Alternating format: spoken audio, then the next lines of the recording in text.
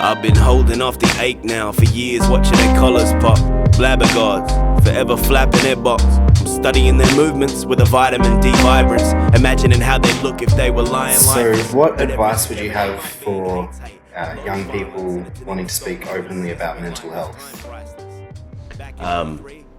I would say do it in whatever format you can, you know. And I think just making art is a great way to do it.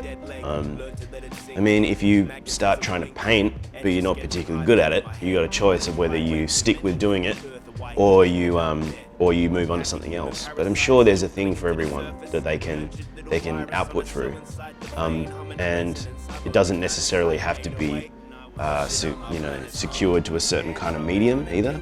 You know, you can kind of create your own outlets and call it art. I don't know.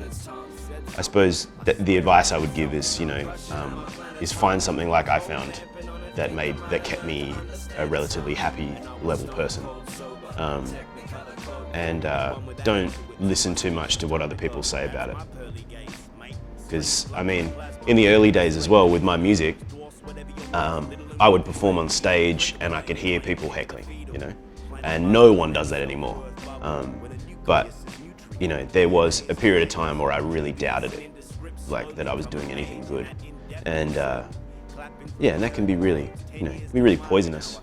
But I'd say make whatever you want to make and just don't listen to people that, you don't respect on a daily basis anyway. You know? Why bother listening to those people? With a soaked packet of Marlboro red, top pocket of coke, willingly looking in limited intervals into the riff of the keynote. I was 19, red gum, sapping out the opens, lucid, hallucinating, understanding, motioning. And have you had any experiences with mental health issues? Or? I would say I have, not to the degree of many people I know or friends around me. That I feel like I've witnessed and I hope have been a help to at times as well. But I've definitely had my moments. I mean, before I released the song Nourishment in 2003, I wasn't having a particularly good phase at that time, and I'm not really even sure why.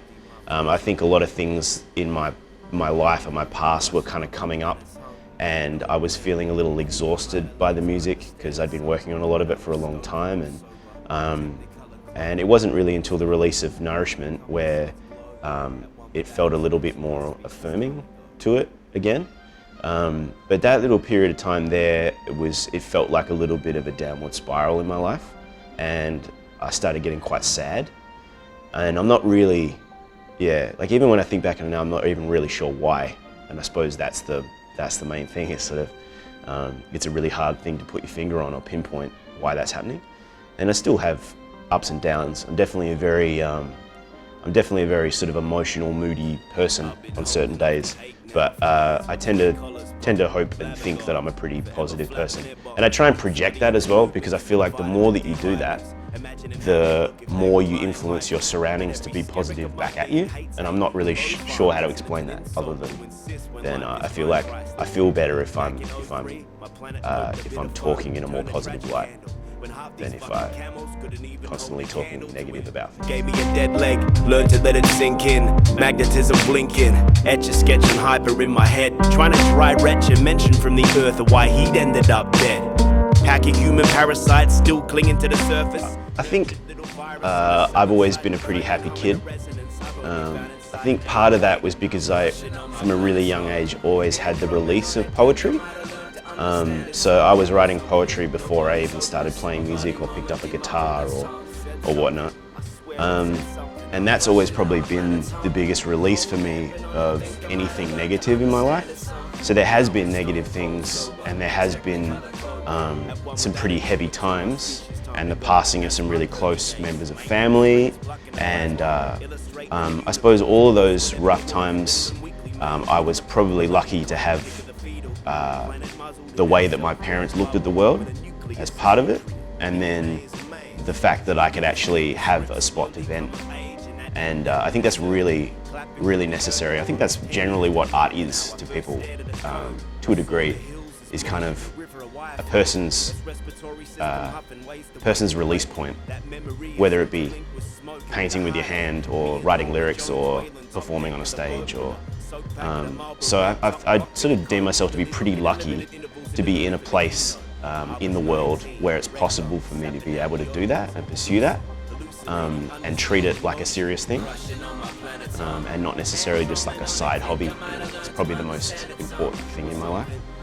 So that's definitely helped my brain stay balanced at times where it felt like it was starting to tip. Hushing on my planet's home, cold lamping on it, think I might have learned to understand it some. And I was stone cold sober, technicolor gold, at one with attitude till my species time to go. Still crushing on my planet's home. Well, thanks for having a chat with us. It was great meeting you. You too, man.